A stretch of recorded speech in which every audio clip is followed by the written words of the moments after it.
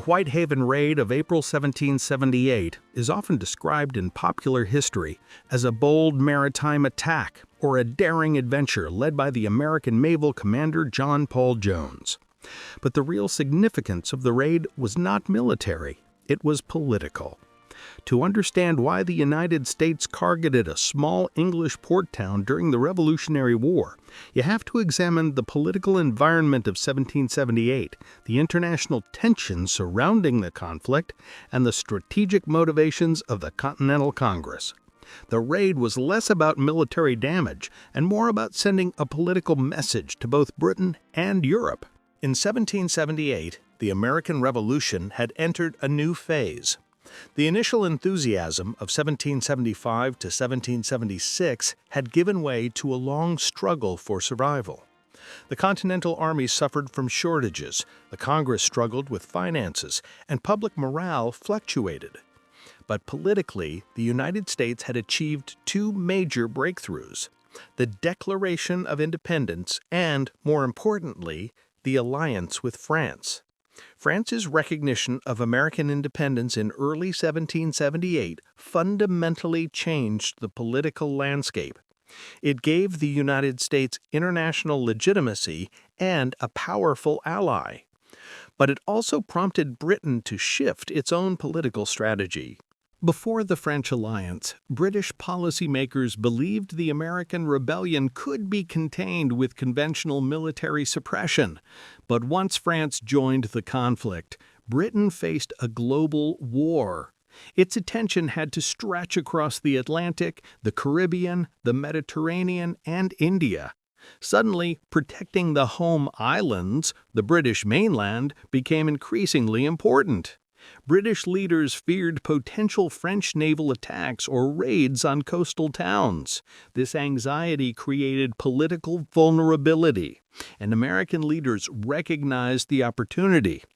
Whitehaven was not chosen at random.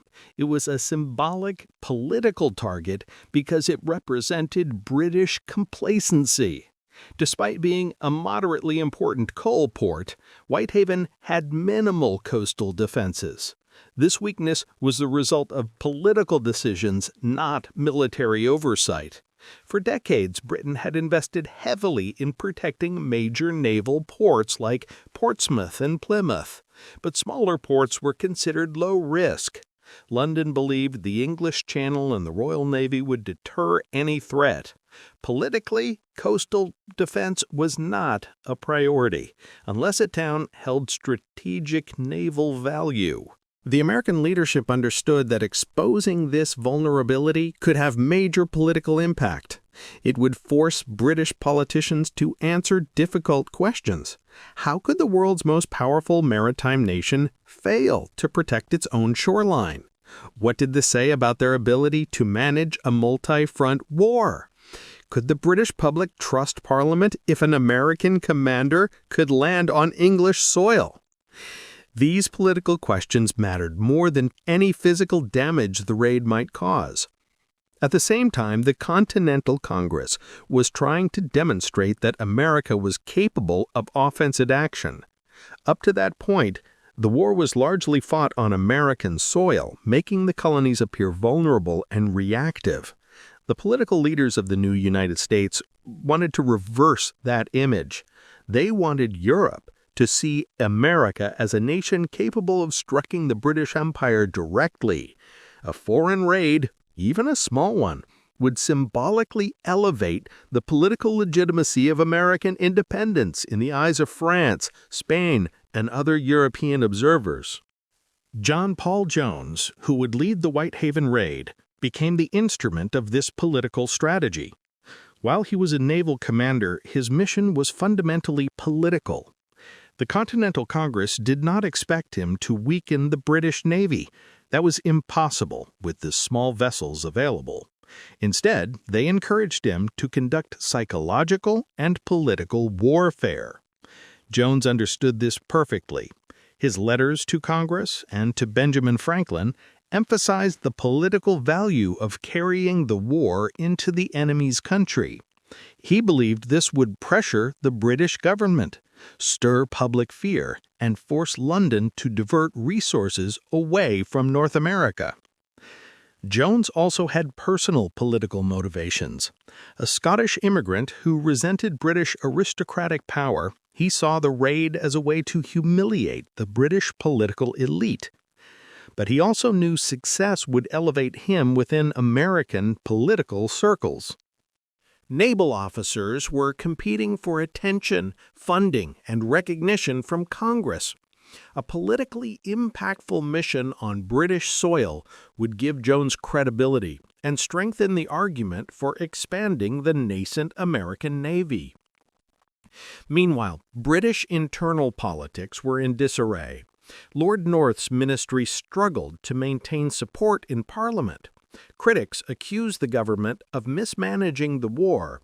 Some advocated concessions to the Americans. Others demanded harsher measures. The alliance between the United States and France intensified political divisions in London. Every British defeat or embarrassment provided fuel for opposition politicians.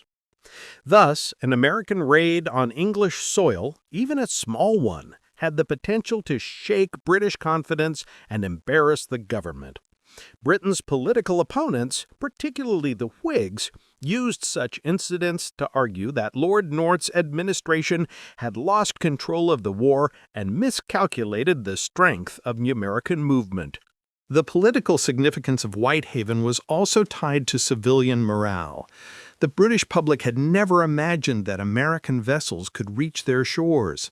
For centuries, the English and Scottish coasts had been secure from foreign invasion. Any successful landing, however minor, would cause concern, raise questions about the war's direction, and create political pressure on Parliament. Newspapers would report it widely. The government would be forced to issue statements. Local officials would scramble to reassure citizens. And that was exactly what American officials, and especially John Paul Jones, wanted. The Whitehaven Raid was never designed as a military operation. It was a political message. America can reach you. Your government cannot protect you. This war is not isolated to the colonies. The Continental Congress knew the raid would not shift military power, but it could influence political discourse in Britain, boost American morale, and signal American resilience to European allies. By early 1778, multiple factors aligned politically. Britain was overstretched and politically divided. France's alliance with America raised global stakes. American leaders wanted symbolic victories to strengthen diplomacy. Whitehaven's lack of defenses represented British political complacency, and John Paul Jones sought a politically meaningful mission. All of these forces converged to make the Whitehaven Raid a political strike rather than a military assault. Although the Whitehaven Raid is often remembered as the daring action of a naval commander, its deeper significance lies in the political identity and motivations of John Paul Jones himself. Jones did not view his mission purely as a naval operation. He saw it as a strategic political act that could shake British morale, influence European diplomacy, and advance the political legitimacy of the United States. To understand the raid, we must understand Jones as a political figure, not just a daring captain. John Paul Jones was born in Scotland in 1747 into a world defined by British aristocracy, rigid hierarchy, and imperial authority. His early life in Britain shaped him politically far more than most American naval leaders of the time. Jones grew up witnessing the political power of the British Empire, but also the injustices and inequalities that came with it. His Scottish background meant he belonged to a region often marginalized within British politics, giving him a sense of skepticism toward London's centralized power. This personal experience gave Jones a political worldview centered on challenging imperial authority, resisting oppression, and elevating the rights of individuals and nations. When he eventually moved to the American colonies, he saw in the Revolution a political cause larger than himself, the opportunity to strike directly at the empire that had shaped and often frustrated his early life. Thus, when the Continental Congress authorized naval operations during the war, Jones did not envision his role in traditional military terms. He believed naval warfare could be used as a political tool, a way to undermine the British government, embarrass Parliament, and weaken public confidence in the war.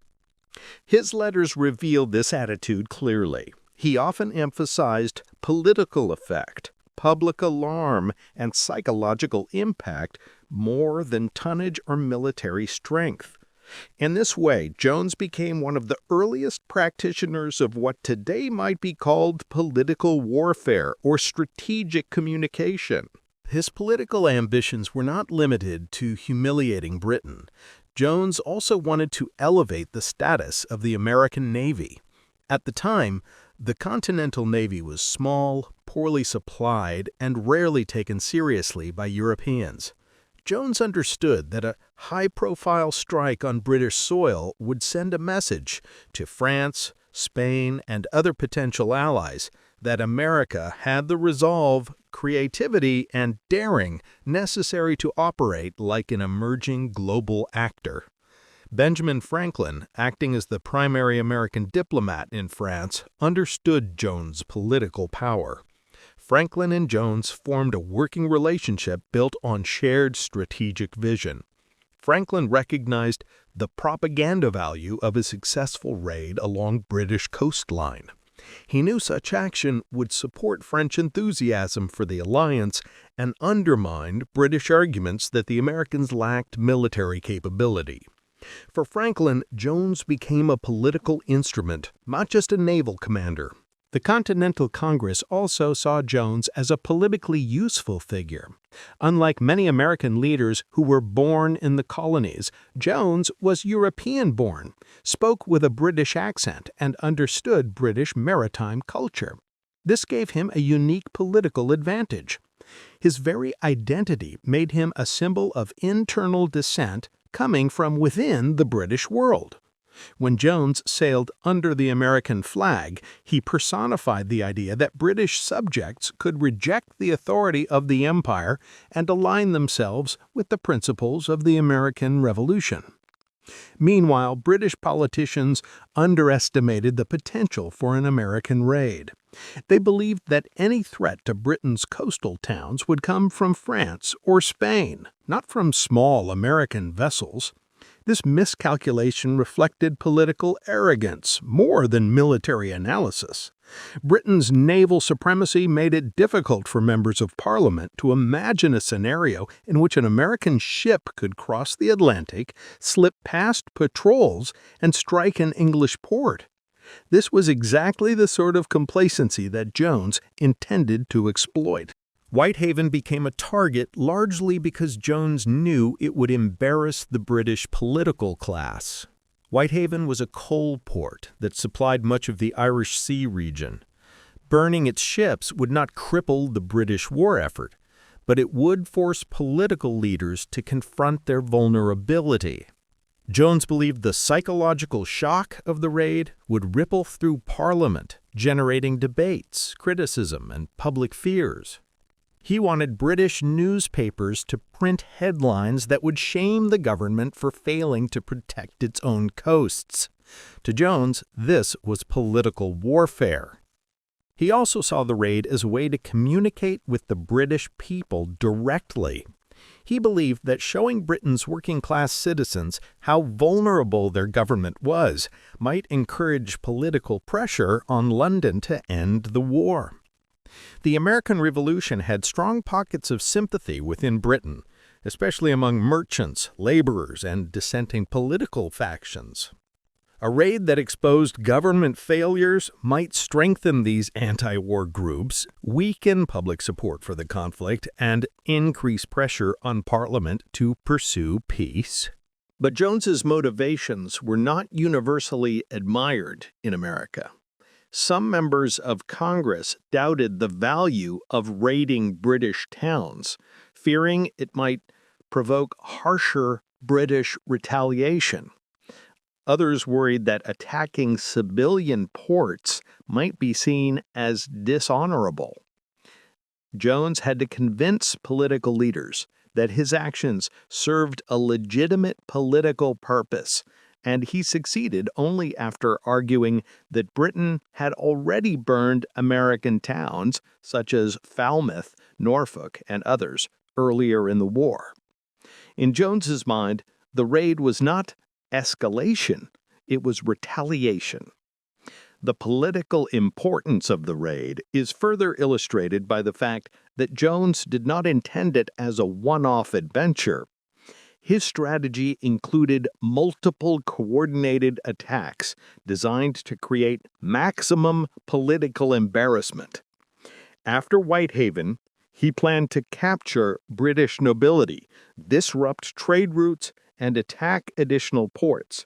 Each action was meant to amplify political pressure on the British government. Jones understood that the American Revolution was not simply a struggle of armies and battles. It was a struggle of political legitimacy and public opinion. He believed symbolic actions could shift the psychological balance of the war. In this sense, the Whitehaven Raid was far more than a maritime operation. It was a political message crafted by a man who understood the power of perception.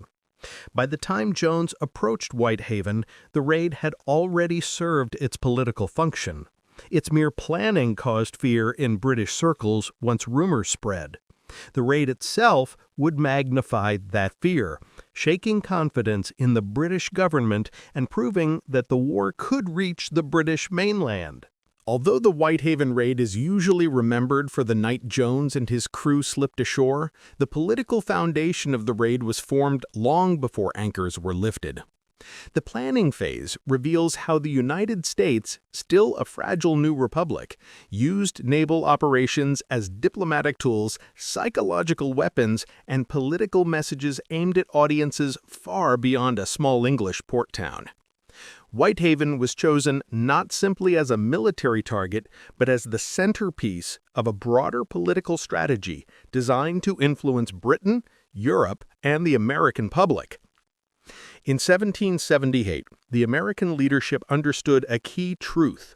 The Revolutionary War would not be won on the battlefield alone. Diplomacy, perception, and international alliances mattered just as much, if not more, than military strength. The Continental Congress had almost no navy, limited manpower, and no global presence, but it had a powerful political ally in France. And it had commanders like John Paul Jones who were skilled at using limited resources to create maximum psychological impact. The planning for the raid began in France, where Jones had worked closely with Benjamin Franklin. Franklin, acting as the primary American diplomat, helped negotiate the French alliance and served as a bridge between American strategic thinking and European political realities. He understood the importance of perception in international politics, especially at a time when European powers were deciding whether the United States was a temporary rebellion or a legitimate nation. Franklin believed that bold American actions on the high seas would strengthen French enthusiasm, reassure skeptics, and potentially attract additional European interest. Jones, who shared Franklin's political instincts, presented a plan to strike British ports as a way to expose Britain's vulnerabilities and boost American morale. Unlike traditional naval planning, the Whitehaven Raid was not built around destroying an enemy fleet or securing strategic territory. Its design was based on symbolic value. Whitehaven was chosen because it was lightly defended, it was politically symbolic as a British port, it represented Britain's reliance on maritime trade, its coal exports were important to regional economies, an attack there would surprise both the government and the public. But perhaps the most politically important reason was this: Whitehaven was close to where John Paul Jones grew up. That personal connection gave the raid additional symbolic power. An American officer, once a child of Britain, returning to strike the empire was a powerful political message. For Britain, it was an embarrassment. For America, it was a demonstration of ideological commitment. For Europe, it showcased the Revolutionary War as a conflict capable of reaching even the heart of the British Isles. Yet political symbolism was not the only factor. International diplomacy was shaping the planning as well. France and Britain were on the brink of open war following the Treaty of Alliance. If France formally entered the conflict, the British Navy would be forced to divert ships from American waters. The United States wanted to accelerate this process. A successful raid on Whitehaven could force Britain to strengthen coastal defenses, pulling ships back from the Atlantic, tightening British resources, and indirectly easing pressure on American trade and supply routes. The Continental Congress understood this dynamic. Although Congress was cautious about endorsing attacks on civilian ports, it agreed that a strike on British soil could create meaningful political consequences. Congress authorized naval operations that aligned with diplomatic objectives. Jones' proposed raids fit perfectly into this strategy. Still, the planning phase was not without political tensions. Some American leaders worried that attacking civilian towns might provoke harsher British retaliation against American coastal cities. Jones had to persuade them that Britain was already burning American towns. Falmouth, 1775, and Norfolk, 1776, being the most notable examples. In his view, the raid was not an escalation, but a demonstration of American resolve. Another political consideration influencing the raid was morale.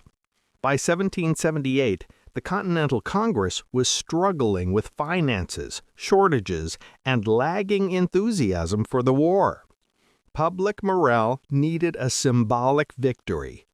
A successful attack on British soil, something unimaginable at the start of the war, could energize American citizens, inspire soldiers, and reinforce belief in the revolution.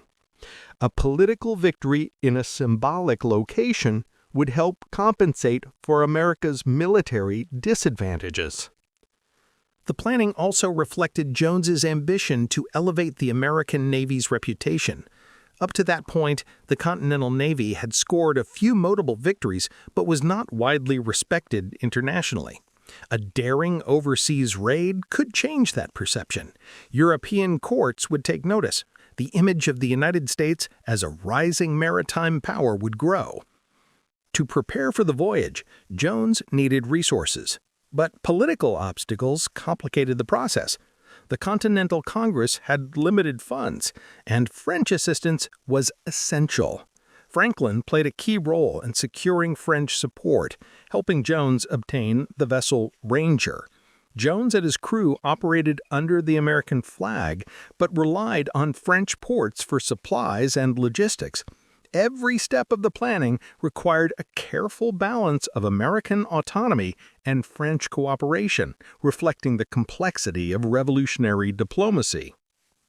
In the weeks leading up to the raid, Jones crafted a strategy that combined multiple political objectives: strike British soil to embarrass the government, demonstrate American capability to European powers, force British political leaders to question coastal defense policies, strengthen American morale at home, encourage British anti-war factions, disrupt British trade and coal production symbolically.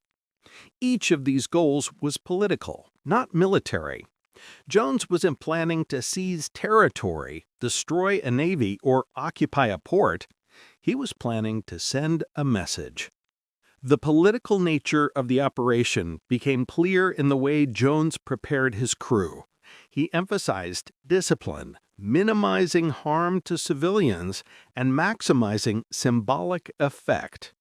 Jones explicitly ordered his men to not harm residents or property beyond what was necessary to destroy ships and create alarm. He wanted the raid to generate political shock without creating long-term humanitarian issues that might harm America's international reputation. That balance, creating alarm without unnecessary cruelty, was crucial. Jones knew that British propaganda would seize any chance to portray Americans as barbaric. He wanted to deny them that opportunity. A carefully executed raid could embarrass the British government while maintaining American moral authority. As final preparations were made, intelligence gathering also played a role. Jones relied on information about tide schedules, dock layouts, and coal storage locations, but he also studied local political conditions. Whitehaven's political leadership was unprepared for invasion. Its militia was small, and its defenses were neglected due to budget decisions in Parliament.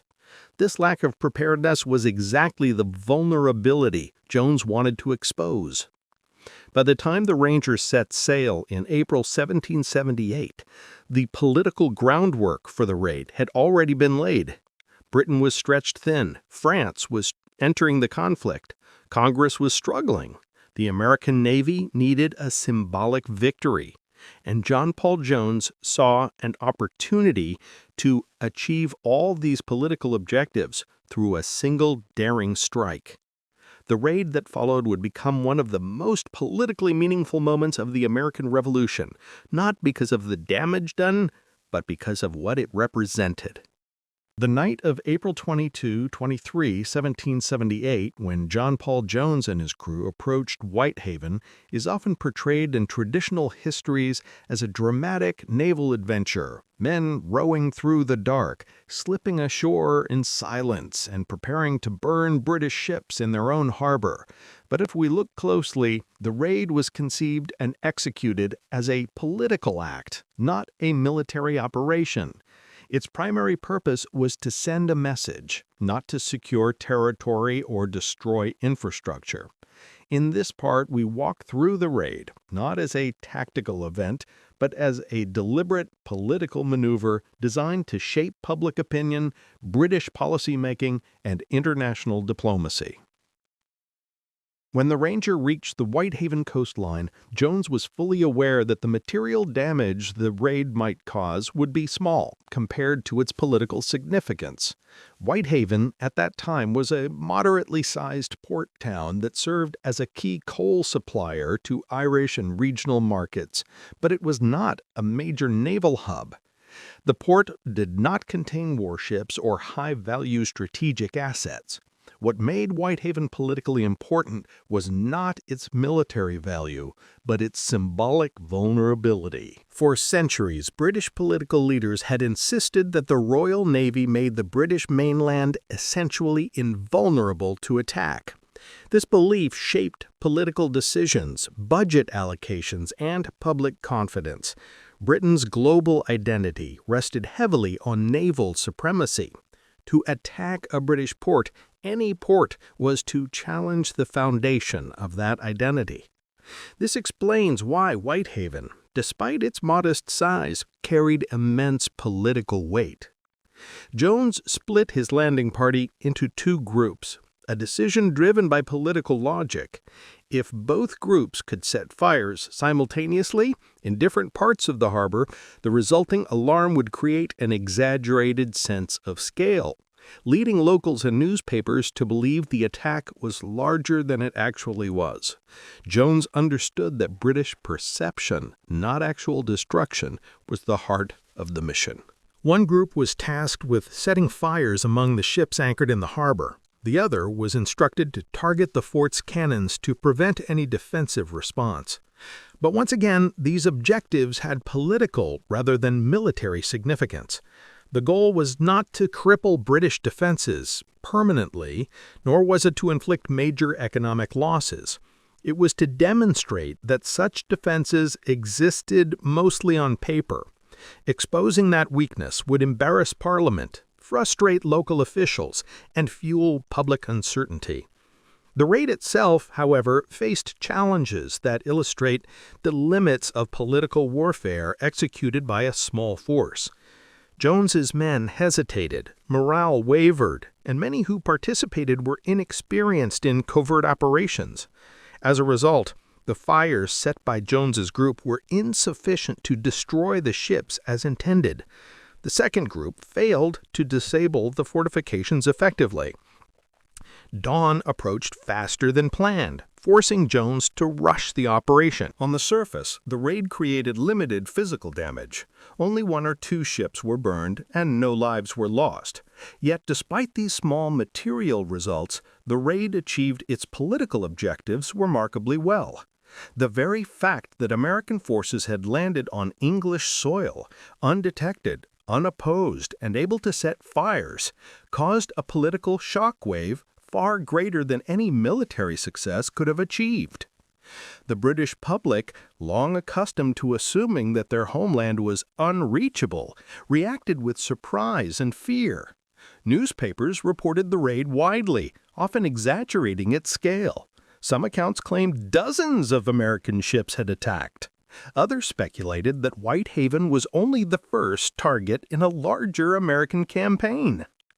This public anxiety forced political leaders in London to respond publicly, acknowledging vulnerabilities they had previously dismissed. Local officials in Whitehaven were furious with Parliament for neglecting coastal defenses.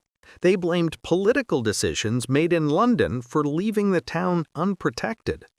The political debate intensified as British officials argued over who was responsible for the failure. Critics of Lord North's government seized on the raid as evidence of widespread incompetence.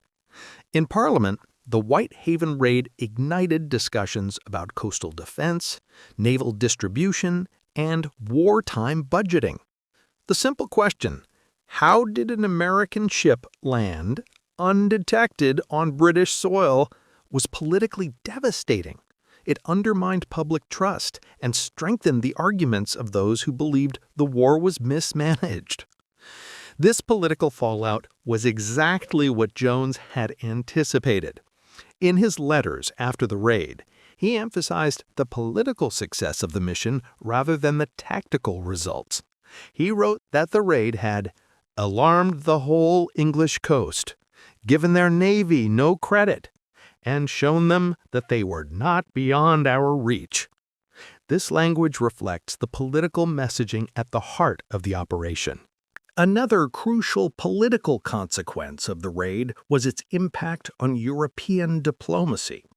In France, the Whitehaven Raid was viewed as proof that the American Revolution had global potential. French newspapers celebrated the boldness of the attack. French officials, already inclined to support the American cause, saw the raid as evidence that American commanders could conduct operations with strategic creativity. This reinforced the French government's decision to fully commit to the war effort. Spain, which had not yet joined the war, also took notice. Spanish officials monitored Whitehaven's aftermath closely, evaluating British vulnerability. Political advisors in Madrid considered whether supporting the Americans might weaken Britain further and shift the balance of power. The raid played a small but symbolic role in Spain's eventual decision to support France against Britain. Back in the United States, news of the raid energized public sentiment. American newspapers praised Jones for striking the British Isles. Citizens celebrated the symbolic victory. Even though many Americans had never heard of Whitehaven before, the idea of invading British soil resonated deeply. It boosted morale at a time when the war had become prolonged and uncertain. Yet the political reactions were not universally positive. Some American leaders criticized the raid for its limited tactical effect. Others questioned whether attacking civilian ports was appropriate. Still, even critics acknowledged the political impact. No one denied that the raid had created panic in Britain, fueled debate in Parliament, and elevated American morale. Whitehaven demonstrated that the American Revolution was not a static conflict isolated in the colonies. It had reached British shores. British citizens, once confident in their isolation, now understood that the war could affect them directly. This shift in perception was one of the most politically significant outcomes of the raid. Britain was forced to reevaluate its coastal defenses, redistribute naval resources, and adapt its strategy. These adjustments, while small in comparison to larger war efforts, still stretched British political and military resources further during a time of global conflict. More importantly, the raid damaged British political confidence. It embarrassed the government, revealed weak points in homeland security, and undermined the idea that Britain's naval supremacy guaranteed safety. These political consequences far outweighed the physical damage done in the harbor. The Whitehaven Raid, viewed through a political lens, was one of the earliest examples of psychological warfare in American history. It leveraged a minimal tactical operation to produce maximum political effect at home, abroad, and most critically, within the heart of the British Empire. The true ending of the Whitehaven Raid is not found in the burning of ships or the alarmed residents who rushed to put out fires. Its conclusion unfolded in the halls of Parliament, in the drawing rooms of French diplomacy, in American newspapers, and in the political debates that shaped the Revolutionary War. The Whitehaven Raid was politically significant not because of what it destroyed, but because of what it exposed. The vulnerability of the British Empire and the growing legitimacy of the United States as a rising political force. In Britain, the immediate political reaction was one of embarrassment and outrage. Newspapers across London and provincial cities printed sensational headlines about the American invasion. Even though the actual damage to Whitehaven was limited, the psychological impact was enormous. Britain had long prided itself on being insulated from enemy attacks due to its powerful navy. The idea that an American commander could land undetected on English soil contradicted this deeply held belief. Members of Parliament demanded explanations. They questioned why coastal defenses were insufficient, why militia units were poorly trained, and why budget priorities had favored foreign deployments over homeland security. Lord North's political opponents used the raid as ammunition, arguing that his administration had mismanaged the war. Critics claimed that if the government could not protect its own citizens, how could it hope to maintain control over distant colonies? This political infighting weakened the British government's standing during a critical period of the war. Britain faced conflicts in North America, the Caribbean, and India, had to guard trade routes, and now had to consider the possibility of further American raids on coastal towns.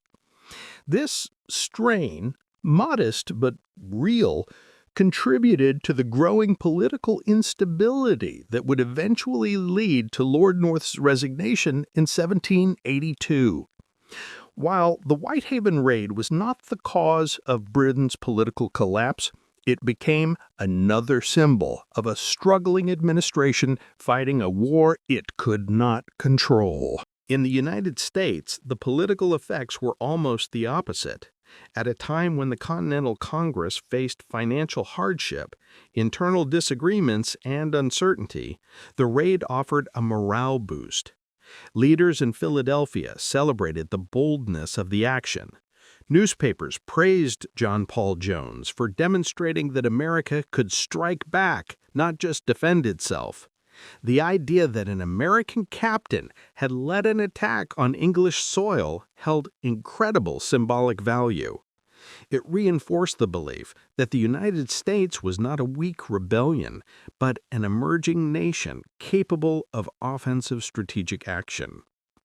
For American diplomats, the raid strengthened their political position abroad. Benjamin Franklin, who had been advocating for greater French support, recognized the propaganda value of the raid immediately. He circulated reports among French officials, framing the raid as evidence of American determination and ingenuity. The French public, already fascinated by the American struggle for independence, saw the raid as a bold move against their historic rival. The timing could not have been better. France had already signed the Treaty of Alliance with the United States in February 1778, but public enthusiasm for the war was still taking shape. The Whitehaven Raid helped solidify French confidence in their new ally. It suggested that supporting the American Revolution was not only a moral or ideological choice, but a strategically sound investment. The raid also caught the attention of Spain. Although Spain did not formally join the war until 1779, Spanish diplomats monitored British weaknesses closely. The vulnerability revealed by the Whitehaven Raid reinforced Spanish arguments that Britain was overstretched, and that supporting France against Britain would yield geopolitical advantages. In a conflict where alliances were shaped as much by perception as by reality, even a small symbolic action could influence major political decisions. In Britain, beyond Parliament, the political reaction spilled into everyday life. Civilians demanded improvements in coastal defenses. Municipal governments called for more funding. Local militias lobbied for better equipment and training. These demands forced the British government to divert energy, time, and resources away from overseas operations. Every resource allocated to protecting Britain's coast was a resource not available for suppressing the American rebellion or combating French forces. In this sense, the Whitehaven Raid contributed, however modestly, to Britain's strategic overstretch. The political legacy of the raid also influenced John Paul Jones's career. In the United States, he became a national hero. The raid elevated him from a relatively unknown naval officer to a public figure with political influence. Congress recognized him, newspapers celebrated him, and foreign diplomats admired him. He became a symbol of American naval ambition and a political asset in shaping the early reputation of the U.S. Navy. His fame in France grew even more dramatically. Jones became a celebrated figure in French society, admired for his daring and his commitment to Republican ideals. The French saw him not just as a naval commander, but as a political symbol of resistance and courage. This reputation later helped Jones secure command of French ships and joint operations, highlighting how the political impact of the Whitehaven Raid extended far beyond Britain or America. In the broader context of the war, the Whitehaven Raid helped redefine the boundaries of the conflict. It demonstrated that the Revolutionary War was not confined to the American colonies. It had global implications that reached across oceans and influenced multiple empires. By striking at Whitehaven, Jones made the point that British citizens, not just colonists, were affected by London's political decisions. This realization contributed to growing public dissatisfaction with the war within Britain itself. The long-term significance of the raid lies in the political lessons it revealed. It showed that perception could be more influential than physical damage. It demonstrated that small forces could achieve major political effects through symbolic action. It illustrated the power of strategic raids to shift diplomatic relationships, and it highlighted how internal political pressures in Britain and America alike shaped the direction and outcome of the war. In the end, the Whitehaven Raid was not about military conquest. It was about political communication. It was a message written not with treaties or speeches, but with fire on the British coast. The United States had arrived. The war was global, and Britain's political dominance was no longer absolute. This message echoed across the Atlantic, influenced public debates, reshaped diplomatic relationships, and remains one of the most politically important symbolic actions of the American Revolution.